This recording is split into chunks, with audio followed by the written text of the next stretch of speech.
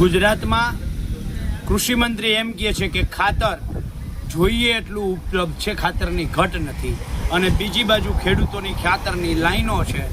હું છેલ્લા 10 દિવસથી સતત ખાતરને લઈ અને સરકારને કહું છું કે ખાનગી કંપનીઓમાં ખાતર જાય છે એને રોકવામાં આવે. હું લગભગ છેલ્લા 1.5 મહિનાથી કહું છું કે રાજ્યના કૃષિ મંત્રી અને રાજ્યના ખેતી નિયામક સરકારને બદનામ કરવા માટેનું ષડયંત્ર કરે છે. આજે ભારતીય કિસાન સંઘે જે હું દાવાઓ કરતો હતો સતત એ જ દાવાઓ ઉપર મહોર મારી છે. ભારતીય કિસાન સંઘ એટલે ભાજપની ભગીની સંસ્થા. ભાજપની ભગીની સંસ્થા પણ હવે તો એમ કહે છે કે ખેડૂતોને ખાતર મળતું નથી, કંપનીઓમાં ખાતર જાય છે, તાત્કાલિક ખેડૂતોને ખાતર આપવું જોઈએ.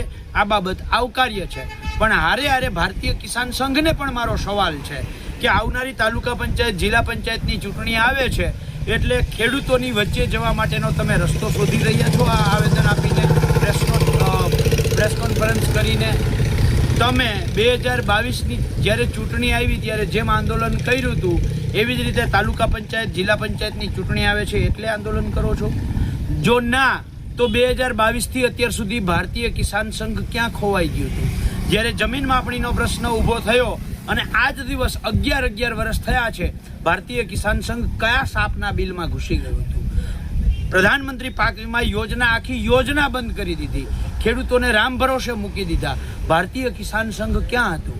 એટલે જ્યારે ચૂંટણી આવે ત્યારે ચોમાસું દેડકાની જેમ ભારતીય કિસાન સંઘે બહાર આવવાની જગ્યાએ ખેડૂતો માટે સતત લડવું જોઈએ.